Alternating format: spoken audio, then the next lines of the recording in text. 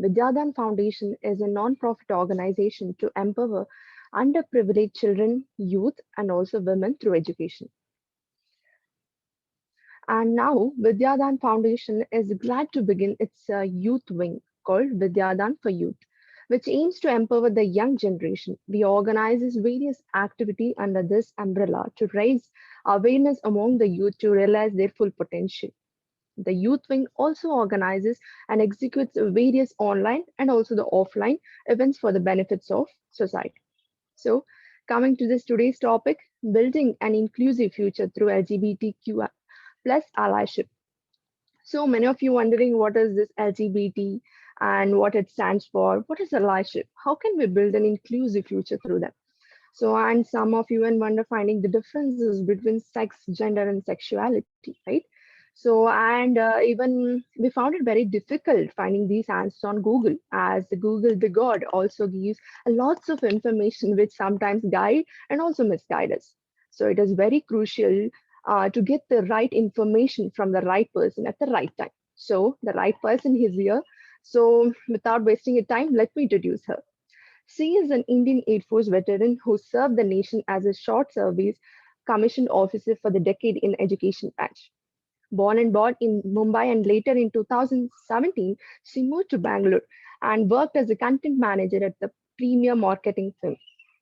She used to editor of a digital magazine called 50 Shades of Grey, and now she works for transforming the minds through diversity, equity, and inclusion. So let us wholeheartedly welcome the queer sensitization catalyst and great ardent ally of LGBTQIA community, the Sqn Ldr Delshad Master. Welcome, Delshad. So much. So good evening everyone, and it's great to have you all here. Let me begin by sharing the screen, and then I'll tell you a little more about the topic and why we chose it. Let me start by saying that the reason we chose this topic is when Hassan told me that VidyaDaan was getting into forming its youth wing, and this is probably going to be like the first what should I say, the debut of the youth wing. I thought, since youth are the future of the country, and if we start with the youth, automatically we are ensuring an inclusive future, because when we speak to the youth, we sensitize them about their peers. And also, when we speak to the youth, we are speaking to the future managers of tomorrow. So it's the future workforce, it's the future leadership, and its future parenthood as well. So these three things make speaking to the youth so important, right? Because as I said, they are tomorrow's workforce, leadership, and parents, right? So without much ado, let me get into why we need to build an inclusive future through LGBT allyship. A little about me. One of the reasons I got into LGBT allyship is because I realized that this was one discriminated against community which faced discrimination even at home. So even from loved ones, parents, siblings, friends, the minute they got to know that the person was, I would say the person was queer, and I'll explain queer a little later, they withdrew. So the parents would withdraw from associating with the child. Sometimes so would the siblings, and so would the friends. As a result, a person from the LGBTQ community does not even get the support of the first circle of loved ones that all of us are privy to. The first social circle of security that we belong to is our family, and then come our friends and peers and colleagues, all of that. So the very first circle itself discards the person, right? And that is why LGBT allyship is so close to my heart, right? Unlike any other physical challenge or disability, this particular thing is just for being who they are discriminated against. And therefore it becomes very important for us to understand it so that we can accept them full-fledgedly into society. Now, what we plan to do today, let me just take you through the agenda. So we shall begin with basic, we shall start with the basics. We will be discussing the different terminologies, because until and unless you know what each word stands for, you cannot go further, you cannot go deeper and understand its meaning. So we will start right with the basics. We shall then decode LGBTQIA plus, what each one stands for. Then we will learn a few medical and legal facts, just a very few. I'll just touch upon the very important ones, the very basic ones. We shall then understand the challenges faced by the queer. One challenge I already told you, that their first immediate circle of security, the family, itself disassociates with the person if the person is queer. That's just one challenge that they face. There are many more. We shall discuss those. Then I shall give out some pointers for teachers. So I was told that the audience would include youth and probably a cross section of teachers and principals or people associated with the youth. So I therefore want to give out pointers for teachers that they could look out for. And finally, we shall learn how to be a great ally. And anyone can be a great ally. Knowledge is not a prerequisite. Having an open heart, having an open mind is enough to declare yourself an ally. How to be an ally can come in later and you can learn as you go. But the willingness to be an ally is the first step towards allyship. So we will cover all of this. Now let's start with the differences in terminologies. The first thing that we need to know here is, what does sex stand for? What does sex mean, right? Now, sex is a term that is assigned to an individual, all right? It is assigned at birth, which means that you do not get to choose it and you have no control over it, because you are a just born child when the sex is assigned to you by a medical professional. It could be a doctor, a nurse, midwife, any medical professional assigns the sex to the newborn child. So sex is nothing but who you are born as, right? I'll give you examples as we go along. Now, gender or gender identity, that is who you see yourself as. Kindly note the difference in words. It is not assigned. It is who you see yourself as, which means that gender is not assigned by anyone, but it is self-declared. You and only you can decide your gender for yourself. So that is gender. Who do you feel or you think you are? That is your gender or gender identity. The third thing is sexuality or sexual orientation. Simply put, it means who you are attracted to. So these are not verbatim definitions, but I have simplified them so that you can remember them easily. Sex is who you are born as. Gender identity is who you see yourself as, whereas sexuality or sexual orientation is who you are attracted to, which means who you are physically or sexually or emotionally attracted to, right? So that becomes your sexuality or sexual orientation. Another term which is very commonly used these days is cisgender. Now most people don't know what cisgender is. They think that cisgender is also one of the queer identities. Well, it isn't.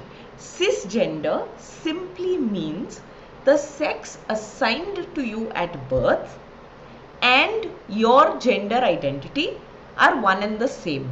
So let's say you were assigned female at birth and you grow up to identify as female, then you are a cisgendered person, right? So cisgender simply means sex assigned at birth equals your gender identity. Now, correspondingly, transgender is just the opposite. It means the sex assigned at birth is not equal to the gender identity the person feels he, she or they are, right? So if you were assigned male at birth but grow up to feel differently, grow up to identify as another gender, then you are called transgender. So that's the basic difference between cisgender and transgender in very, very simple terms. Let's move on to a few other terminologies which you may come across a little more frequently. You have gender expression. Now, gender expression simply means how you present your gender externally. So, you may be female at birth, your gender identity may be that of female, but you may choose to express your gender in a very masculine manner, right? So it does not have anything to do with your gender identity. Your gender expression is entirely unique to each and every individual, and it depends on how they dress or present themselves externally. Now, gender expression is also a very social term because it can differ from society to society, right? In certain societies, females only wear what we normally associate as female clothing. They don't express themselves in a more masculine manner. In some societies, they are very androgynous, or rather very neutral in their clothing, not veering to any one side. That's the way they express themselves. So gender expression is as much a personal construct as much as it is a product of societal construct. So it is a combination of both, how you wish to express yourself and the society that you normally generally belong to, right? So that's gender expression. The word gender dysphoria. Now this is a medical term. It is used to describe the incongruence between sex and gender identity. Don't get carried away by the word incongruence. It simply means that, like I said, in transgender, the gender assigned to you at birth is not the gender you identify as. So that's the meaning of incongruence.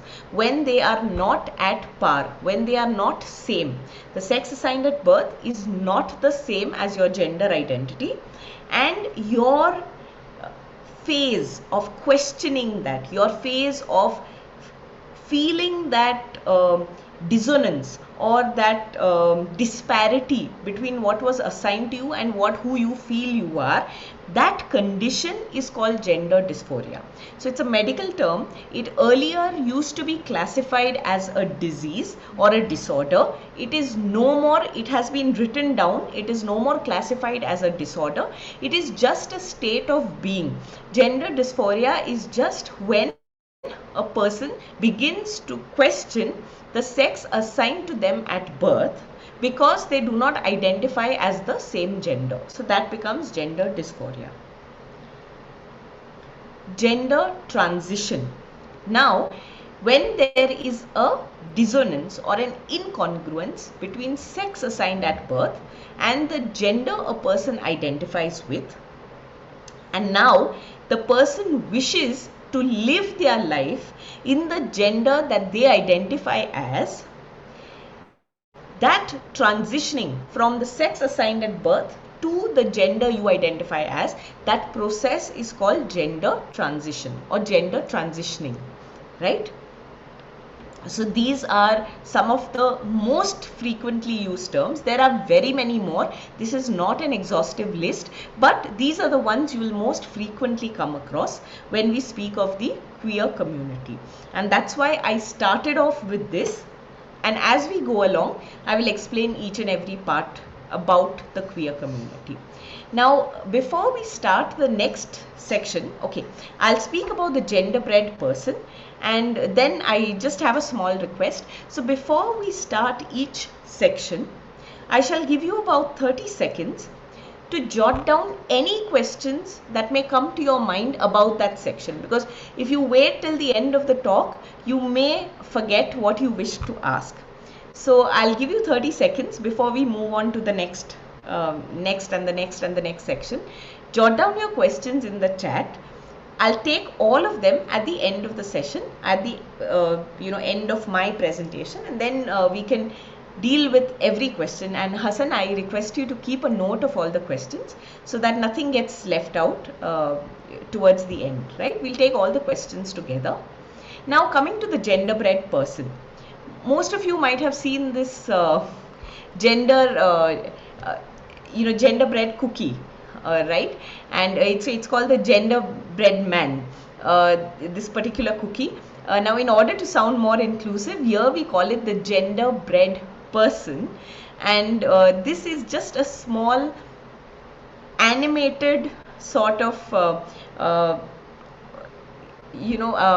an animated way of remembering whatever we just spoke of, right? So if all of this sounded confusing, sex, gender, sexuality, this makes it a little simpler. It's a pictorial depiction of what we just spoke of. So identity is what you think of yourself as. So therefore the brain symbolizes identity, gender identity. Your heart, who your heart beats for, or who your heart is attracted to or falls in love with, becomes your orientation.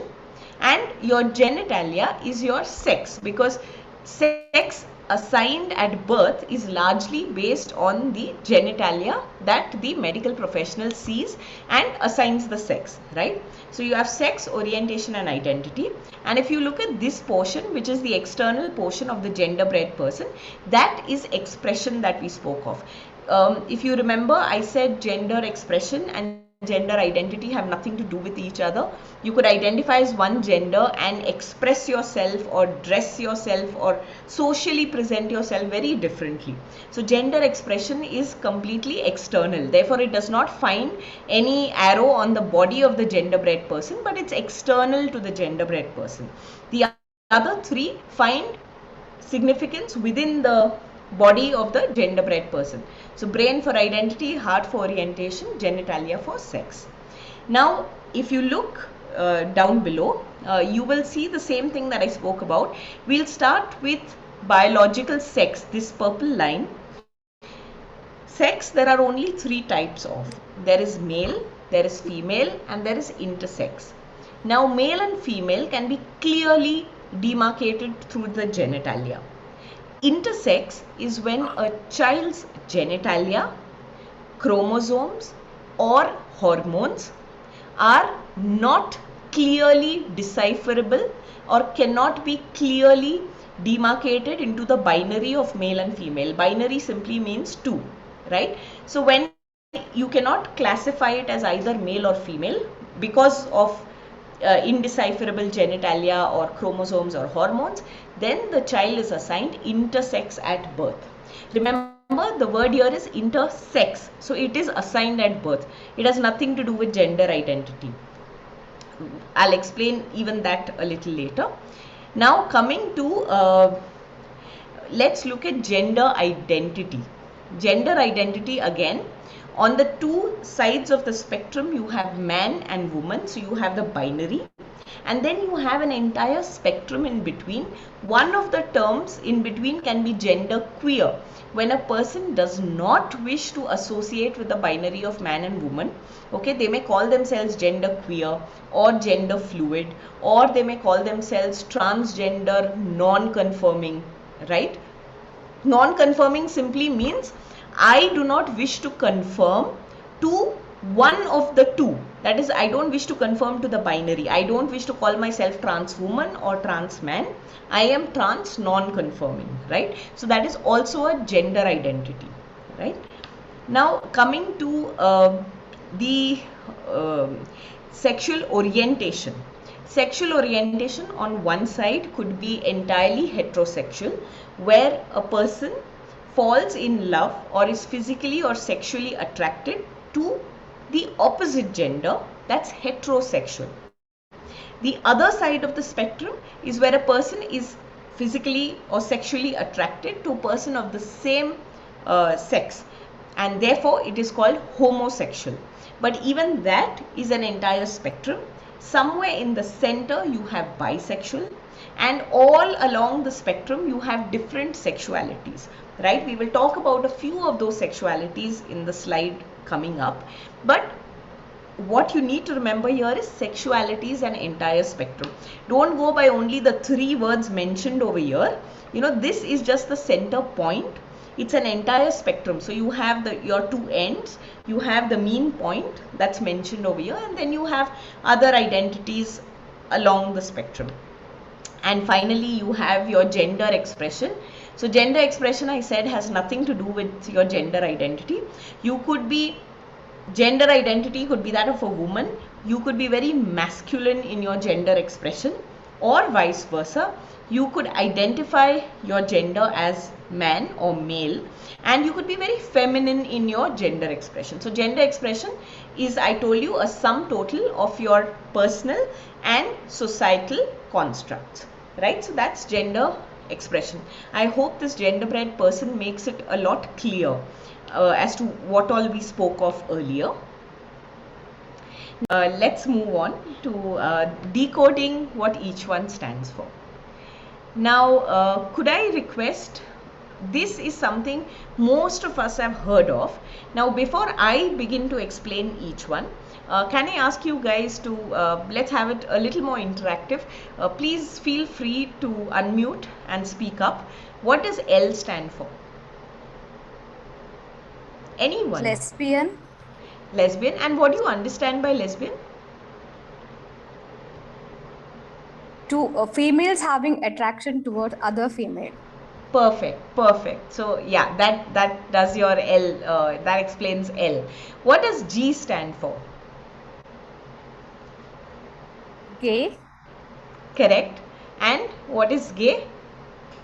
A male having physical attraction towards other male. Correct. So absolutely perfect. Your answer is right. Just one more thing that I would like to add here. Gay is also used as a common term to define a person who is homosexual, which means gay can be used as a common noun, okay, or a rather collective noun for any person who is lesbian or gay. So let's say, for example, I say that I have a friend, her name is, say, Sakhi, so she's female but she's gay. So when I say that she is gay, all I mean that technically she's a lesbian, but gay can be used as an umbrella term to describe any person who expresses homosexual tendencies, right? So any person with homosexual tendencies can be called gay. Okay, this is just like a grammatical thing, but your answer was perfect. Technically it is a man attracted to another man. Okay, but the word gay can be used for both lesbians and for females and males, right? Colloquially speaking. Okay, what does the B stand for? Bisexual. Bisexual, right? And what is the meaning of bisexual? A person having physical attraction towards both male and female. Right, correct, bang on. So any person who is equally physically and sexually and emotionally attracted to both man and woman is a bisexual person, right? T, anybody? What does the T stand for? Transgender. Transgender. And the other T?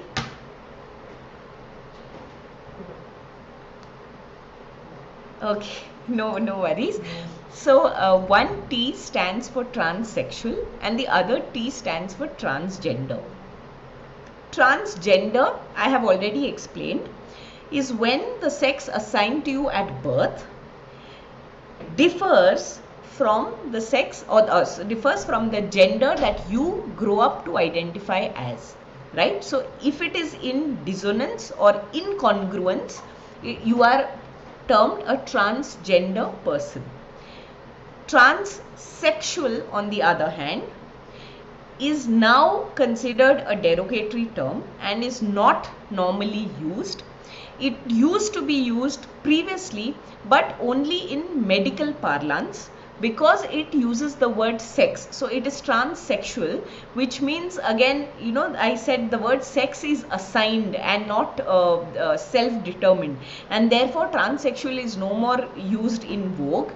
it used to be used to describe a person who would actually undergo sexual transition. So a sex reassignment surgery to change their sexual identity. Such a person used to be called transsexual, right? But it is no more used. May I request people to mute? Kindly mute, please. Yeah. Hassan, could you please take care of that?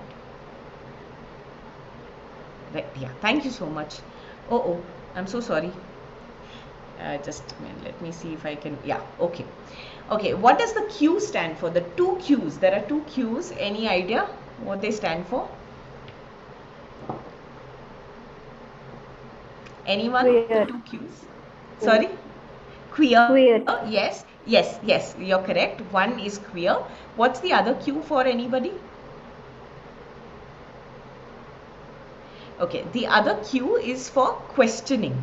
So Q for queer is an umbrella term which encompasses all gender identities or sexual orientations that are not in common usage, which means that if you are not cisgender and if you are not heterosexual, remember we spoke of cisgender earlier and we said heterosexuals are people attracted to the opposite sex, those are heterosexuals. So if you are largely not cisgendered or heterosexual and you have a different gender identity or sexual orientation, you fall under the queer umbrella. So it's an umbrella term, right?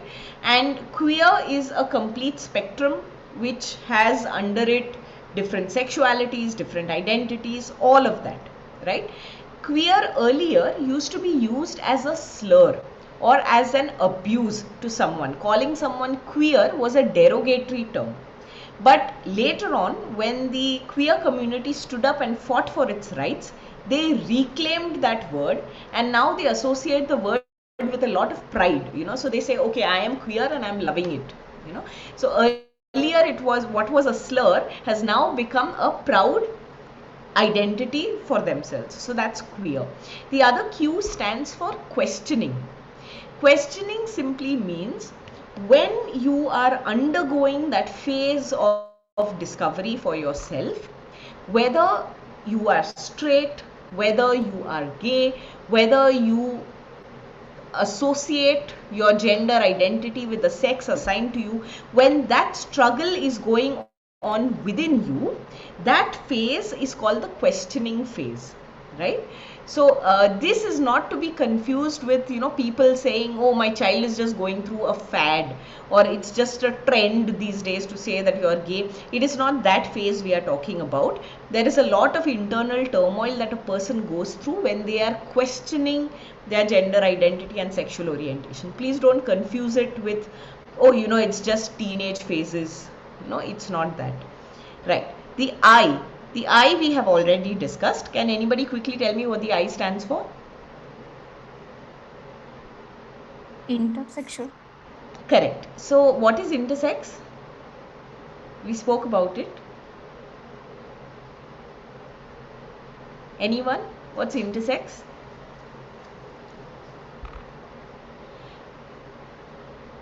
Anybody? Okay. So intersex simply means that the genitalia, the hormones or the chromosomes at birth are indecipherable and the child cannot be clearly labeled as male or female. So the sex assigned at birth is intersex, right? This is quite a common phenomenon, but numbers are very few because these kind of instances don't come to light easily. Most parents want to keep it under wraps. People try and put their child through surgery at birth itself to try and change the gender or try and change the sex of the child, and therefore figures are quite inconclusive. But being intersex is more of a medical aberration, right? It is a biological or medical aberration which happens 1 in 10,000 cases, right? So this has nothing to do with who you identify as. Okay, this is at birth, remember. The two A's. Can anybody tell me what the two A's stand for? Aromantic and agender? Okay, so agender and aromantic are also terms on the spectrum, but over here these two A's are not for that. These two A's over here are primarily for ally. Okay, ally is any person from within or outside the community that supports and advocates for the queer community. That person is called an ally. The other A stands for asexual. Now, asexual people normally get left out because we only talk in terms of, sexual attraction to the opposite gender or the opposite sex. Asexual people are those group of persons who do not feel any sexual or physical attraction to somebody else. They do not have any. So it's not that they're not capable of love, it's not that they're not capable of feeling attached or emotional to another person, but they simply do not have sexual needs like most others. So they do not feel the need to get sexually involved or sexually active or physically attracted to another person.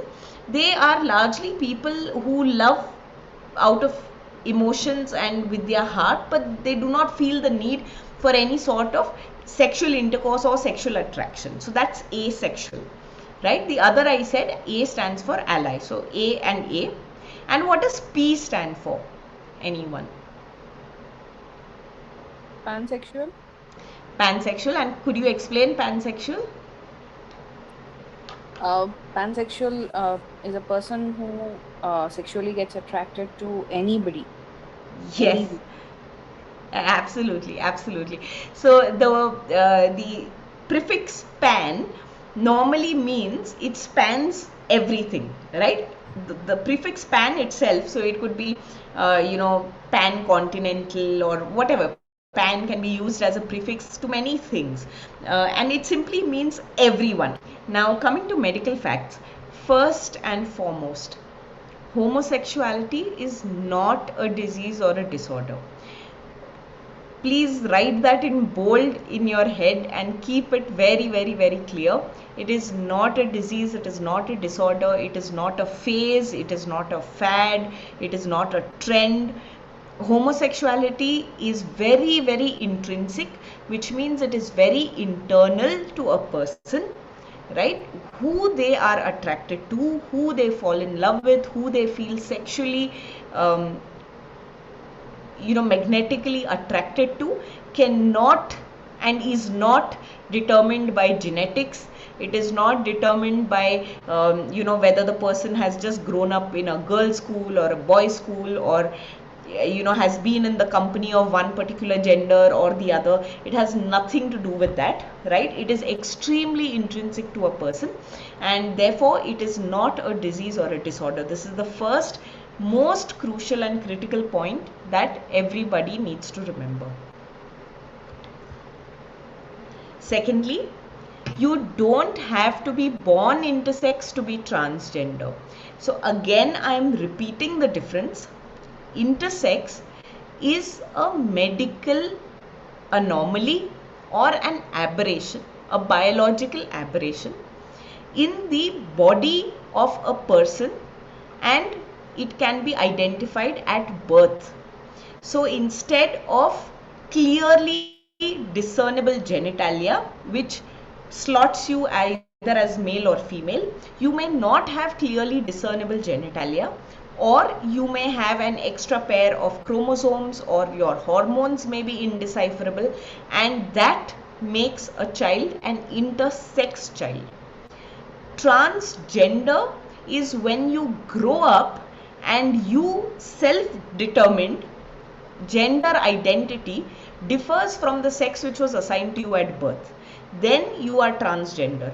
So intersex is a medical or biological anomaly. Transgenderism is simply self-determination of your gender identity, and when it is not in congruence with the sex which was assigned to you at birth. So that is the difference. I hope that makes it very, very clear. Now another largely thought of myth is child sexual abuse leads to homosexuality. So let's say if a boy was abused by another man, then the boy grows up to be gay. Incorrect. Child sexual abuse has no known connection or relation to the sexuality of the individual or whom they grow up to feel attracted to, right? It has absolutely no connection. So just because a child may have suffered some sort of abuse at the hands of a male or female does not determine their sexuality when they grow up and reach puberty or during their adolescence, right? This again, there is no chemical or hormonal imbalance that causes homosexuality, and the reason I say this is because most people are under the impression that it's just some sort of an imbalance which can be corrected or cured. So going back to the first point, it is not a disease or a disorder, and therefore it does not warrant a cure. So do not let anybody fool you or convince you otherwise that it is simply an imbalance. वो योगा से ठीक हो जाएगा, प्राणायाम से ठीक हो जाएगा, या कोई दवाई जड़ी बूटी this that इन सब से ठीक हो जाएगा. Not possible. It is absolutely incorrect. Right? It is nothing to do with a chemical or hormonal imbalance which causes homosexuality. So these are some of the critical medical facts that you need to remember. Now moving to legal facts in relation to India. First and foremost, Section 377 was not about homosexuality at all.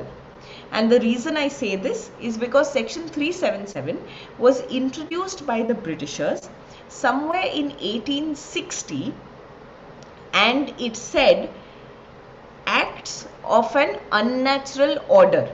All right, sexual acts of an carnal acts of against the order of nature. That is the word of the actual section. Carnal acts against the order of nature, which simply meant any sex which is non-penetrative and non-vaginal was barred as per this section, which meant oral sex, anal sex, even between a man and a woman was barred, because this section has its genesis or its origins in biblical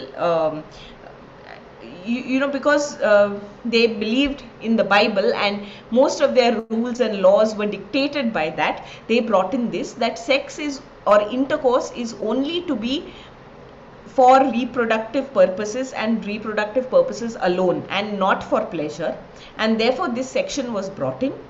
Unfortunately, our law enforcers abused this section to blackmail or seek physical and sexual favors from homosexuals, and therefore homosexuals were the biggest party to oppose this law. They were the ones to take up the cause of writing down section 377 or reading down of section 377. So rest of India, everybody thought that section 377 is to do with homosexuality and homosexuality is illegal in the country. It has nothing to do with homosexuality. Even heterosexual couples indulging in oral or anal sex could be prosecuted under this section. Alright, but because the fight was led largely by bodies that were fighting against AIDS, which the homosexual community again bore the maximum brunt of, and because homosexuals were being persecuted by law enforcers, they were the community that was maximum persecuted using this section. Therefore it came to be associated with homosexuality. Section 377 is about gays making love or gays having intercourse, but it's got nothing to do with that. The other thing, homosexual couples can get married in India, but their unions are not legally recognized. So when we say that we don't permit gays to get married, that is technically incorrect. Lesbians, gay couples, they're all getting married very happily. So some of them even with parental approval, they're having your typical big fat Indian weddings. All of that is happening. It is simply not recognized under law, which means that legally they cannot enjoy the same privileges, the same prerogatives as that of a married couple, right? They cannot have a joint bank account. They cannot be next of kin for each other when it comes to medical decisions. They cannot adopt children together. All the privileges that follow a heterosexual married couple cannot be enjoyed by gay couples in India, okay, because their union is not recognized. But weddings are happening and marriages, people are living as married couples. It's simply not recognized yet. The fight is still on. Hopefully in the next 5 to 10 years this should also come through. The third thing, homosexuals cannot adopt children as per Indian laws. Of late, adoption is going through a lot of legal changes. We don't have the final policy on adoption yet, but the proposed policy states that if there are two fathers, they cannot adopt a child. If there are two mothers, so it's basically, since the marriage is not recognized, the couple is not allowed to adopt children. For that matter, even a single man cannot adopt a child or a girl child in India as per Indian laws. So a lot of these things are still a little regressive. Probably the reasoning given is to protect the child from sexual abuse, which is a frivolous reason. But anyways, homosexual couples today, as per Indian laws, are not allowed to adopt children. And very importantly, the last bit, the Transgender Act 2019. Now it came into force on 5th December 2019, and as you know, because COVID was beginning to dominate the headlines at that point in time, this particular thing just came and was swept under the carpet. It did not get the kind of publicity it deserved. So I just want to tell you all that there is already an existing act called the Transgender Act, formally approved by the President, passed as an act in 2019, and any form of discrimination under this act currently attracts a penalty and a fine and a jail term ranging from 6 months to 2 years, which is felt to be very less. So they are still fighting against this, but even then, at least for 6 months you can be jailed for any sort of discrimination against trans persons in India. So this act is already in place. Please be very mindful of this. Now legally also you cannot discriminate, right? Not just socially and emotionally. Anything regarding medical and legal facts? This time just a quick 15 seconds for any questions regarding this.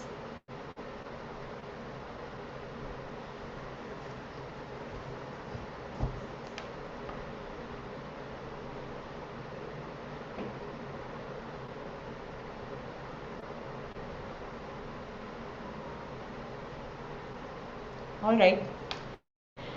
So I hope the questions are pouring in. I cannot have a look at the chat box at the moment, but as we go, please keep on coming up with your questions. We will deal with all of them at the end of the talk. Now coming to the challenges faced by the queer. This section I have purposely put in because in order to understand firstly why you need to be an ally. The what of being an ally we shall cover, but why do you need to be an ally? And to understand that, we need to understand first the challenges faced by this community. Only then will our heart bleed or beat for them, and then we will change our minds and think of becoming allies. So first we need to know why, and therefore the challenges faced by the queer community. Now, like I had mentioned at the very beginning, growing up, for any child, the first social circle of safety and security, your first circle of comfort, sorry, is your home, your immediate family. Now, when a child begins to show indications that they do not identify with the sex assigned to them at birth, or when the child grows up and is discovering their sexuality and does not identify as heterosexual, first people to drop him or first people to disassociate with him emotionally are unfortunately the parents and the siblings. So the child growing up itself does not get love and affection and acceptance from the immediate circle. Then the second circle, social circle, is the school where the child studies. Now, depending upon what the issue is, whether it's a gender identity issue or a sexuality issue, the teachers, the principals, the other significant adults in the life of the child also discriminate against the child. So it's not just the peers, because you can't really blame the peers. Peers are of the same age as the child. They do not have that knowledge. But unfortunately, the adults in the child's life, in the second circle also, do not acknowledge the child's, the child expressing their identity or sexuality differently. And then of course comes in college, where there is even more disassociation between the teachers and the students. And the adults in the life of the queer person start distancing themselves from the queer person, either by physically or verbally abusing them, or saying all sorts of things to them, right? So growing up itself is very difficult for a queer person. Next is when it comes to being in public. There are so many things that most of us cisgendered heterosexuals take for granted, which becomes a challenge for a queer person. Something as simple as standing in a queue. We have only male and female queues. Where does a queer person go? Filling up forms. The government has stipulated that you have to have M, F and T in all your government forms.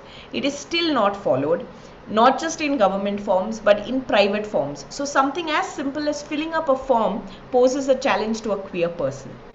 Every time it's a, the person is defeated by 1,000 cuts. So every little thing adds a small cut to the self-esteem or self-respect of a queer person. Something as simple as filling up a form or standing in the queue, or harassment in public transport.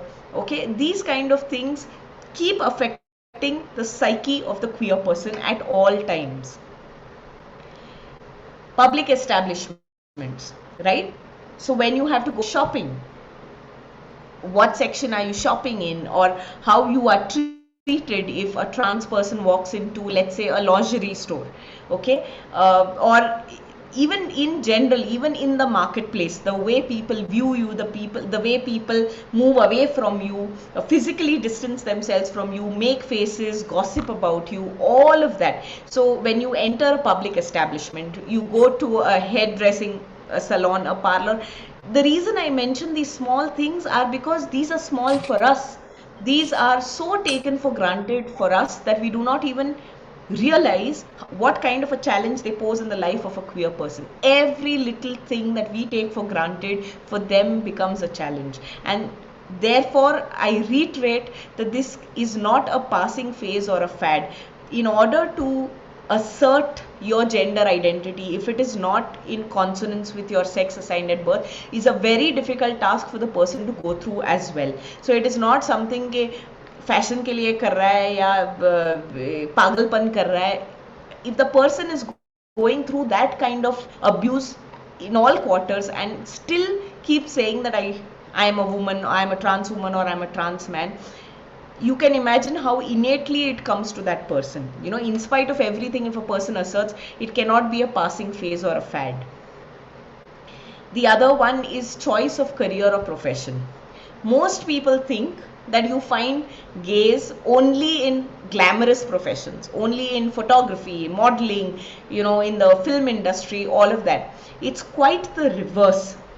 People choose careers where they like to go and feel comfortable, in circles that they would feel comfortable in. So it's not that you will only find gays in creative or glamorous professions. It's the other way around. They choose those professions largely because they know that in those circles there will be some semblance of acceptance, some semblance of letting a person choose to be, dress, express who they are or how they are. Right? It's not that queer persons are not intelligent enough. They can't be doctors, they can't be lawyers, they can't be engineers. They can be all of that.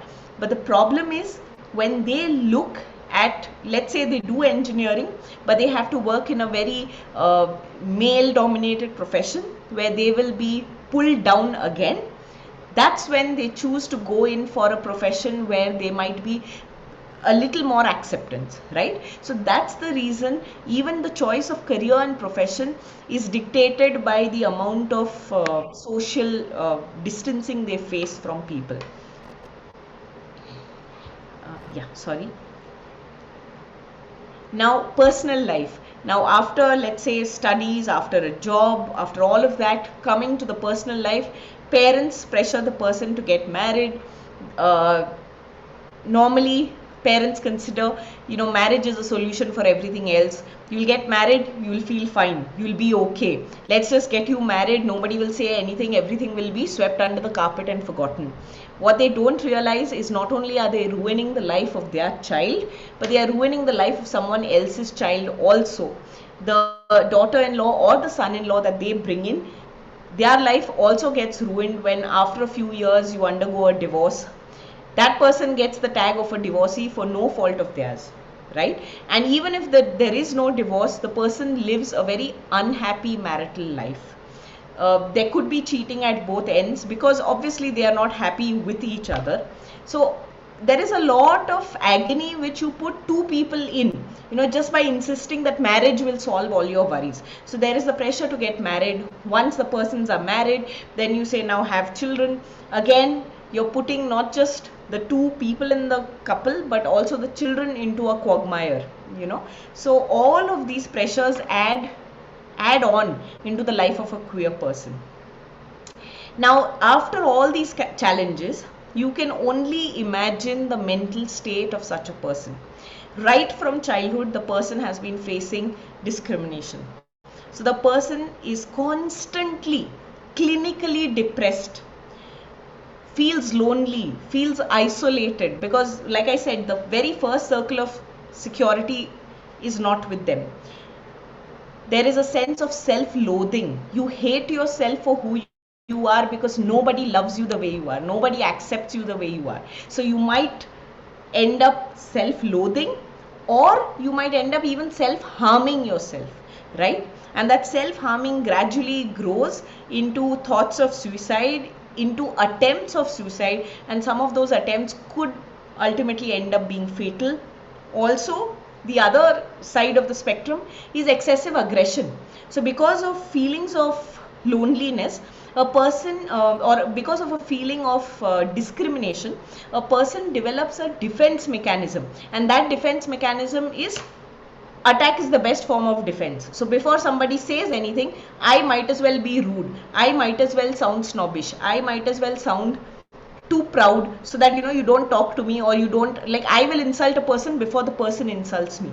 So that could be the other end of the spectrum that a person becomes. The person hardens up to be insulting rather than get insulted. All these negative feelings is what a queer person goes through, right? Very little semblance of happiness or acceptance in their lives. And these are the reasons we should think about being an ally. So I wanted to put you through those challenges so that you understand why it is important to be an ally. Right. Any questions regarding the challenges? Again, quick 15 seconds.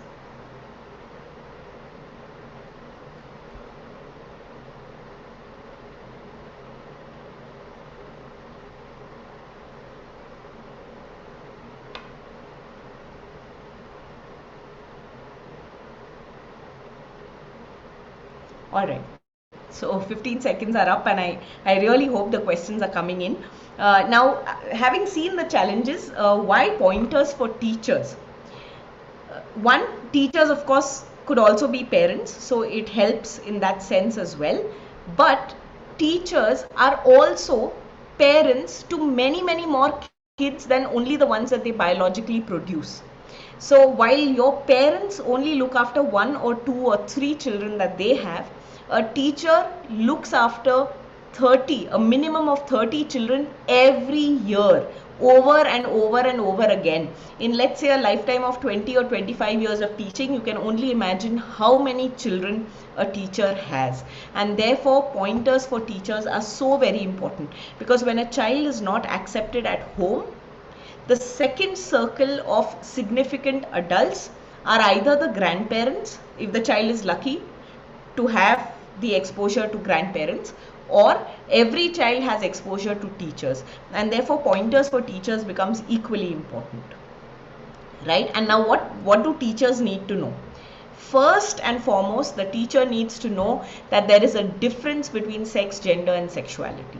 Once you know that, once you understand the difference between the three, you will not discriminate against a child who clearly comes and gives you indications or is very vocal about the fact that they do not identify with the sex assigned to them at birth. This a teacher must know. This is the first fundamental that a teacher needs to know, which is why I started with this. The second one is, when does a child know? So when it is in connection with gender identity, gender identity starts forming in a child as early as 3 years. Okay, as early as 2.5, 3, a child understands the concept of gender. May not understand the concept of gender as adults understand it, but a child begins to feel, I am a boy or I am a girl. That sense comes in very early on. And therefore, if it is the opposite of the sex assigned at birth, that also comes early on. Now remember, a 2.5 or 3-year-old child cannot be influenced by Netflix or Amazon or peer group or anything else. So when a child that young is expressing it, please look out for signs. The parents might be sweeping it under the carpet. The parents might be keeping it on the down low. A teacher is the next best adult who spends most of the time with the child. If a teacher sees it, they should know about this, right? When it comes to sexuality is a little later on in life. So that is either in your pre-teens or adolescence. When you hit puberty, that is when you begin to talk about, or rather start noticing yourself, start noticing things about your body, start noticing things about others. You feel a sort of sexual tension, a sexual attraction with somebody else. So questions about sexuality are much later. By then, and especially these days, kids Google it, kids try out different media, different forum on the net to find out about sexuality. So sexuality is fairly a child does understand about sexuality or finds out about sexuality pretty much on their own, right? But gender is where a teacher's role comes in, because that can happen as early as 2.5, 3. A child is too young to understand what is happening and why the child is being shushed or probably beaten up or quietened when they are affirming that they belong to another gender. So that's where a teacher's role is more significant in gender identity rather than sexuality. Now, what signs should you be looking out for? Like I said, signs of a child very clearly and consistently, not once or twice, but consistently affirming that they do not identify with the sex assigned to them at birth. So let's say you have a boy who constantly feels that he should grow his hair, he likes to braid his hair, or he likes to, unfortunately, societal constructs which say that pink is a girl's color, so a child insists on wearing only pink or dresses or skirts, expresses themselves in a very feminine manner, whether it's the kind of games they play, the toys they use, their mannerisms, or when a child is asked, whether are you a girl or a boy, and the child consistently says the opposite of the sex assigned at birth. Those are the signs that you should be looking out for. I repeat again, what is important here is the consistency. Once or twice doesn't matter. Just because a child doesn't choose to go out and play with the other boys and chooses to be with the girls and play a game that the girls are playing does not make the person trans. Consistency is key over here. These are the signs that a teacher should be aware of and should look out for. Now, what are the steps that you should be taking? Firstly, if you notice this happening over a period of time, please have a word with the parents. The parents are more likely to understand it if another adult speaks to them about it rather than the child. Until now, if they have been avoiding the issue, now that another adult knows about it, they might be forced to do something about it. And the other thing that you can suggest to the parents is to take the child to a queer affirming psychologist who can conduct a gender test, gender affirmation test on the child, and gender dysphoria or gender identity not being in consonance with sex assigned at birth can be clinically determined. So that is the other step a teacher can take. Please speak to the parents. Do not shove it under the carpet. Do not ignore it. Please do not discriminate against that particular child. Don't make him the laughing stock of the class. Don't laugh at him, or don't when I say him, it could be him, her, any child. Do not make them the laughing stock, or put the spotlight on them negatively in class. These are the steps that a teacher can take. Now, what is sex education? Again, very important for a teacher to know. Sex education is not just the knowledge of sexual intercourse. That is one and very small part of sex education. Sex education involves, firstly, teaching children the difference between sex, gender, and sexuality. Teaching them that gender is a spectrum, sexuality is a spectrum, right? Like I said, intercourse is a very, very small part of sex education. There is so much more to it. Your menstrual hygiene also falls under sexual education. Knowledge of masturbation also falls under sexual education. All of this, and the first and foremost thing for teachers to do is to be comfortable talking about the topics themselves. So when we talk of what is sex education, most of the times the teachers themselves shy away from the subject. So leave alone teaching it in great detail. They just want to teach what is the bare minimum and get away with it as quickly as possible. The other mistake most often seen in schools and colleges is that sex education is taught discriminately. It is taught separately to boys and separately to girls. I think that's one of the biggest mistake that we can make. We should be teaching it together, so that even things like menstrual hygiene are taught to the boys. They should also be aware of it, right? Sex education should be completely on par for both male and females and all other genders, inclusive.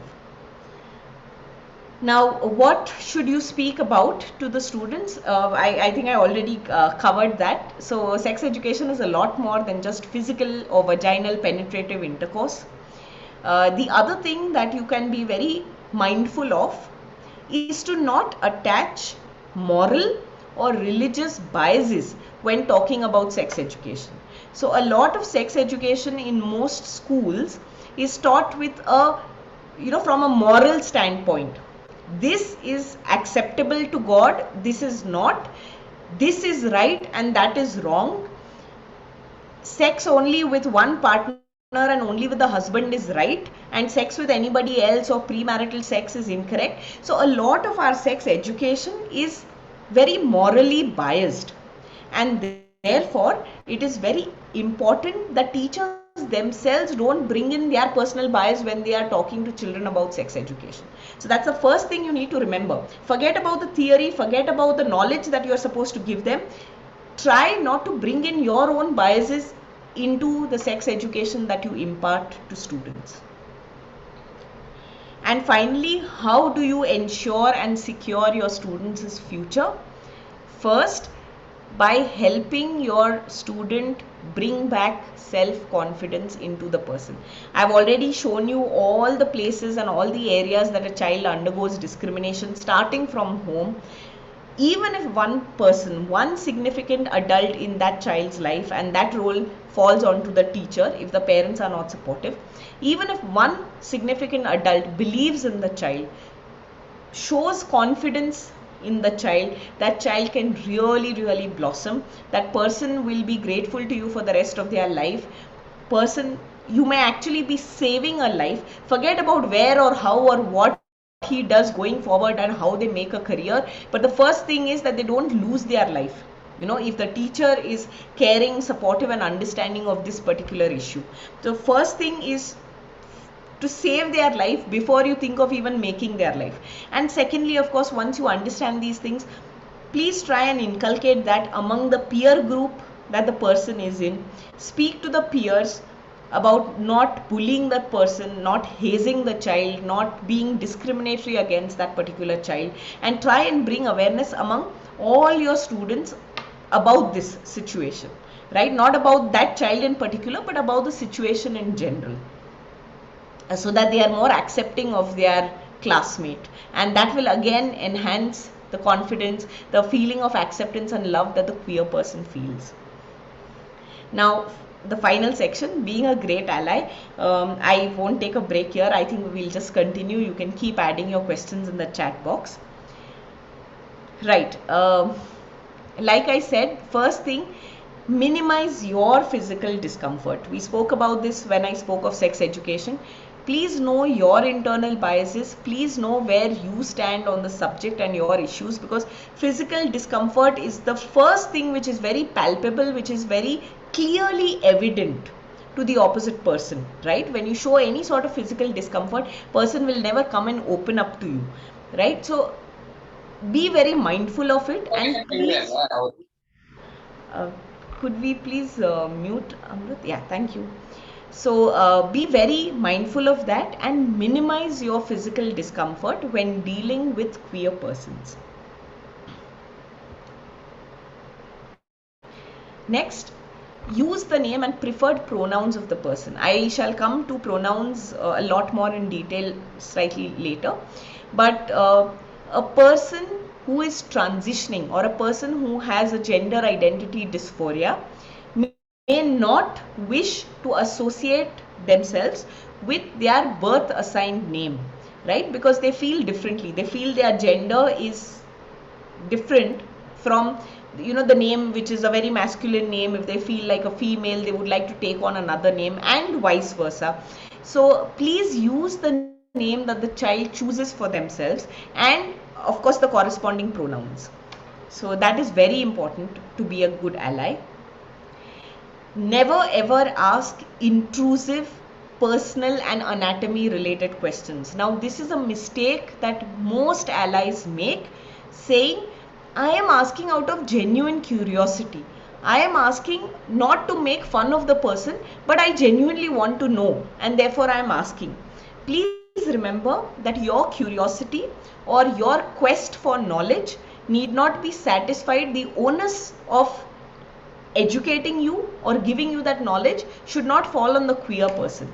You should educate yourself apart from that queer person. So if you genuinely want to know, please read up on the subject and educate yourself. You need not go asking the queer person, what's under your pants, or whether you've undergone medical transition, and how do you stuff your brassiere, or these are not questions. No matter how close you are to the person, or how how genuinely curious you are to know these things, please do not ask these intrusive personal questions. They are not to be asked to anyone in general, but definitely not to queer persons. Never lead with their gender identity when introducing them. So let's say you have a physically challenged friend. You do not go introducing that person as, oh, this is my blind friend so and so, or this is my deaf mute friend so and so, right? So similarly, never go leading the introduction with, oh, this is my gay friend XYZ. It's not, it is not something that you associate with the person as a title or as a prefix to who they are.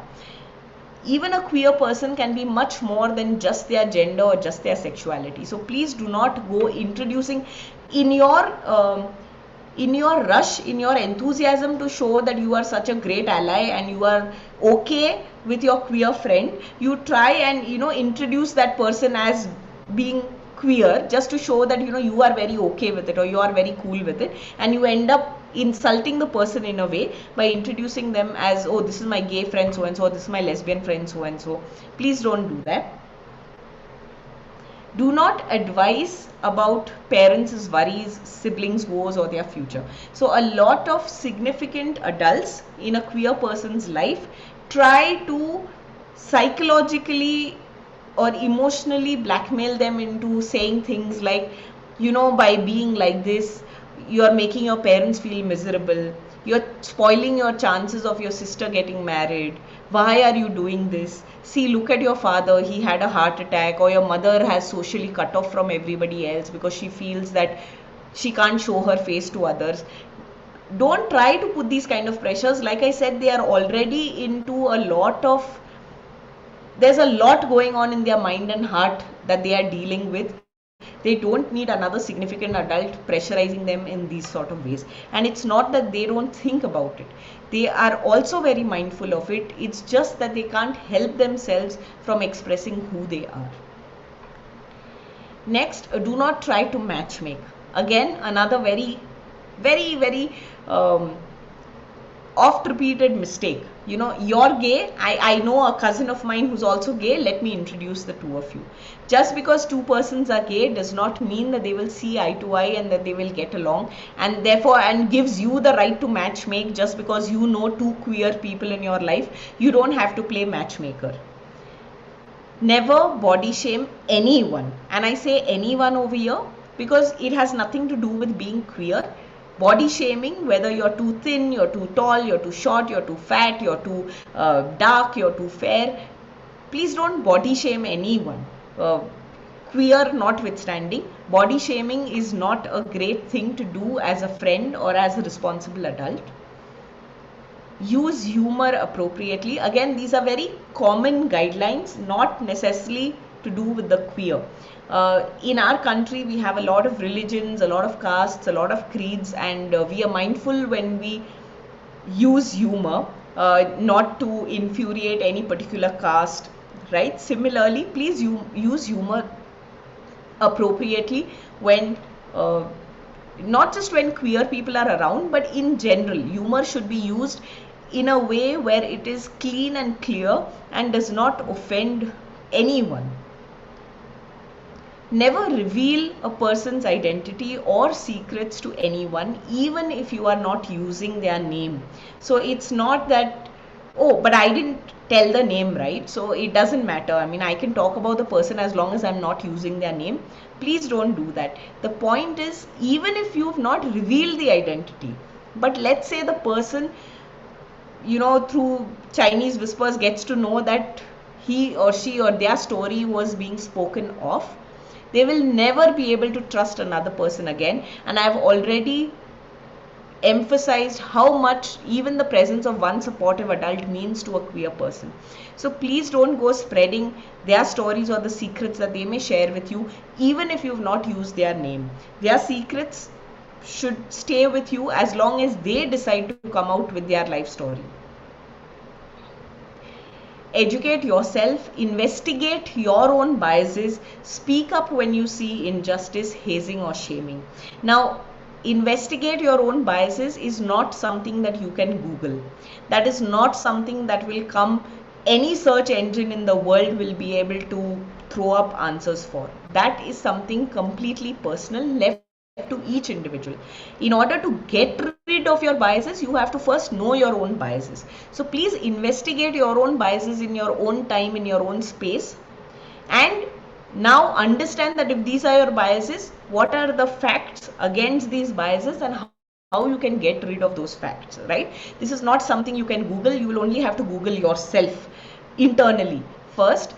So that's one of the key things. And of course, educating yourself, I told you, educating yourself should not be at the cost of the queer person in your life. It has to be, again, in your own time, but from reliable sources. Even if you are Googling the information, please do it from very reliable and respectable sources, right? And of course, speak up. Speak up when you see injustice or any sort of bullying or hazing or shaming being carried out with regards to the queer person, irrespective of whether the queer person is currently over there or not, you know. Lastly, this is very critical. Don't be a pseudo ally. Don't be an ally only when a queer person is around. If you genuinely feel for the queer community and if you want to stand up and be an ally, you have to be an ally 24/7. You can't pick and choose moments where just because you know that there is a queer person in your midst, you try and stand up for the person. When the person is not there, you are also involved in joking about the person or joking about the queer community. That's not allyship. Allyship is a 24/7, 365 days of the year activity. If you believe in it, you stand by it, irrespective of whether there's a person nearby or not. I told you I'll be mentioning a little about the pronouns. So all I want to say is that pronouns are very important because we don't talk about people with their first names all the time. We always talk in third person when we are talking about someone. The reason why pronouns are important is because it shows that you are an accepting individual, that you are aware first of all that pronouns can be different from the looks of a person. I may look feminine or I may look like a female, but if my chosen pronouns are he and him, I would definitely prefer the opposite person using my correct pronouns, the pronouns that I have determined for myself or the pronouns that I have asserted.